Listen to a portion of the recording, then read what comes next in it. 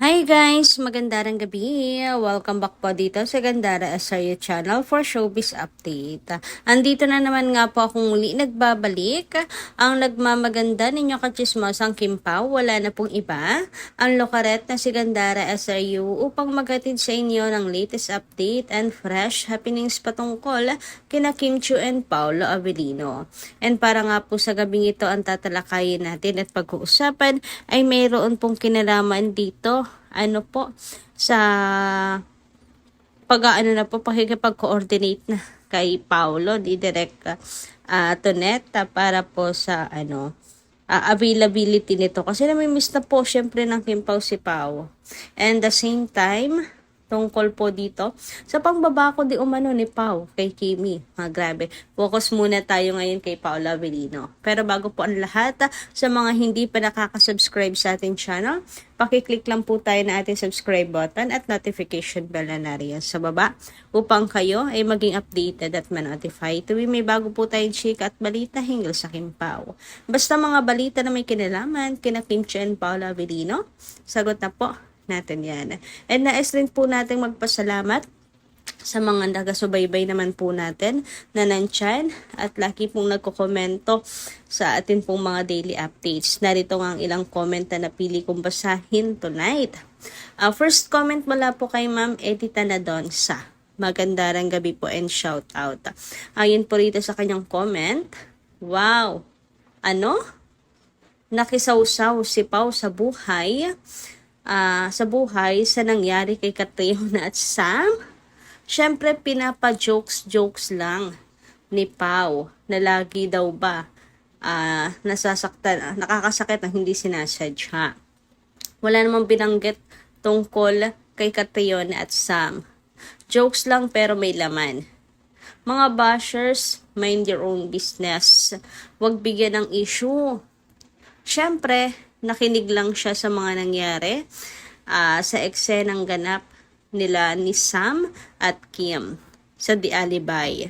Sabi ni Sam, medyo nasaktan niya si Kim. Inamin ni Sam pero hindi daw sinasadya. But on behalf, nasaktan at naawa si Pao kay Kim. Kaya humirit si Pao but in jokes way.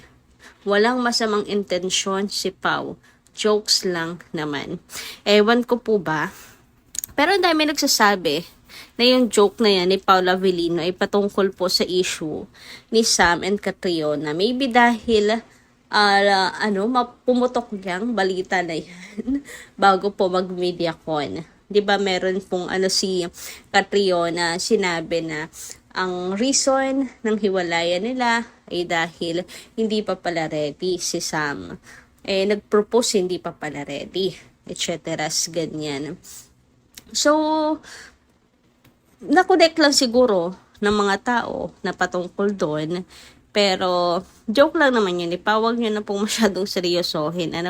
Hindi naman na personal si Paolo Avellino. Kita nyo naman walang alitan ang dalawa. They are good friends naman. Joke lang yun ni Pao. Masyadong seryoso sa buhay yung ibang tao. And ayun, nga, wala namang personalang naganap.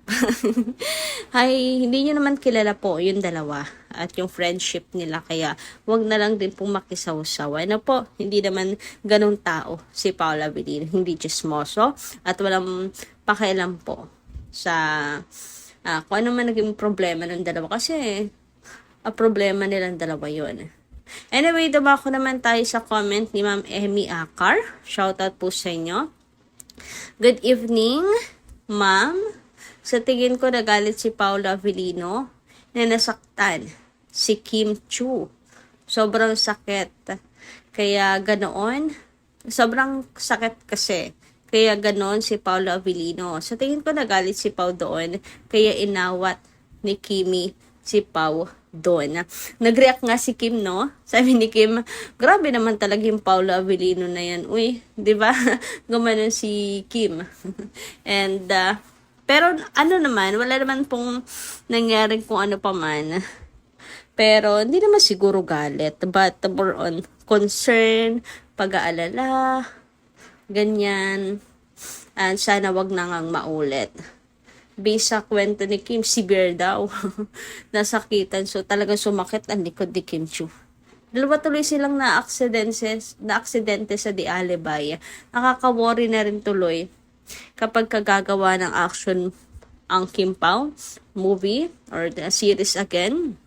Mukhang bawal muna magkape ang mga fans, lalo na ang mga senior dahil kakabahan po parati sila at magwo-worry kina Kim and Paulo. Samantala, dumako naman tayo dito sa comment ni Miss Norma Dayag. Sabi niya rito, maraming mga reporters na direct to the point sila. Nagtanong kasi kung kakagatin mo sila at direct to the point yung sagot mo sa kanila. Points nila yun at sila na ang aabangan ng mga readers o mahilig magbasa ng views. If gusto ng tao yung vlogs mo, then susubaybayan ka na. Hanggang sa ikaw na yung legit at favorite vlogger na sinusundan nila.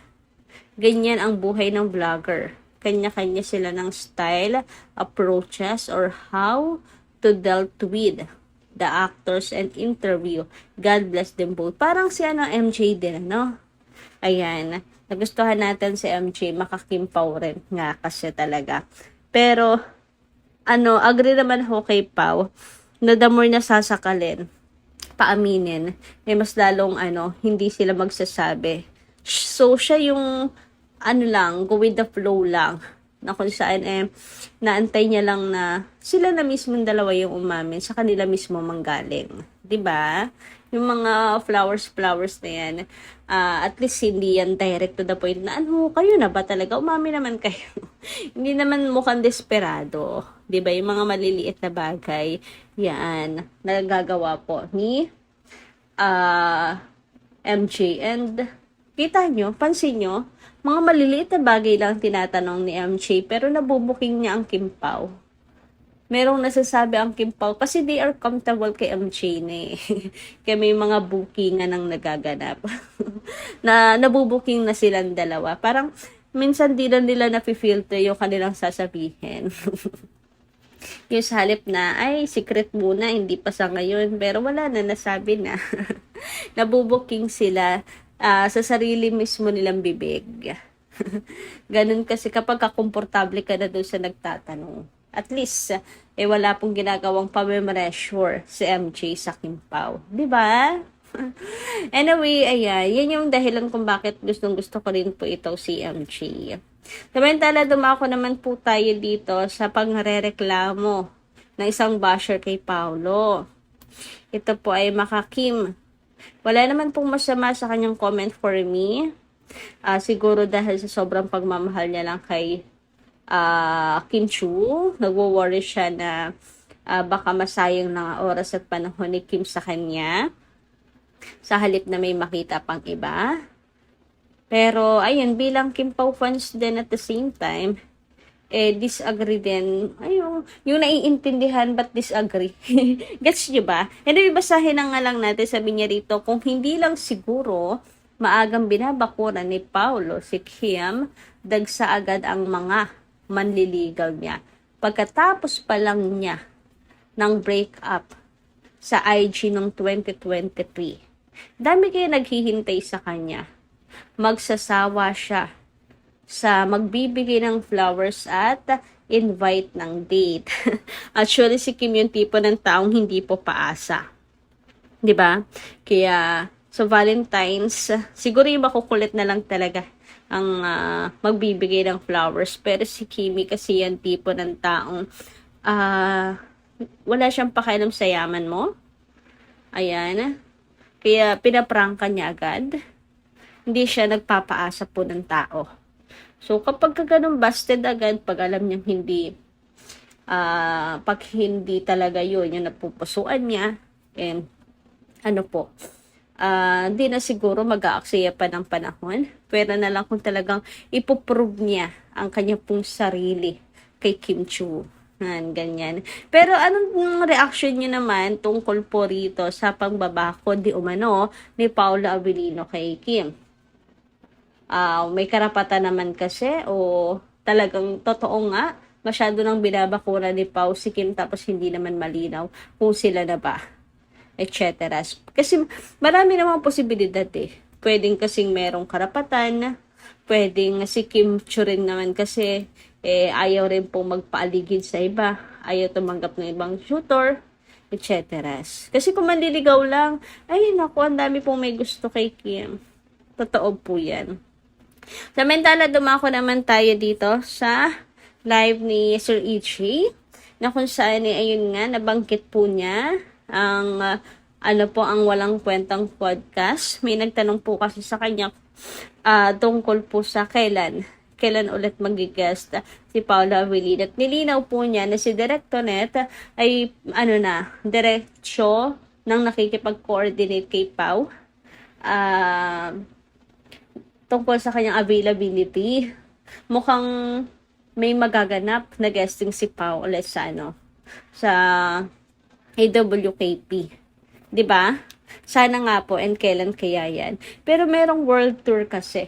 Pero sabi ni AJ, yan din ang gustong mangyari ni Direk Tonet. So sana mangyari. Baka kapag kami next project ulit ng Kim Pao na ma-promote, baka matuloy, So, yun lang po muna yung ating update ngayong gabing ito. Maraming salamat po sa inyong pakikinig. Kita kasi po muli sa mga susunod pa natin, chikas. Marami po salamat.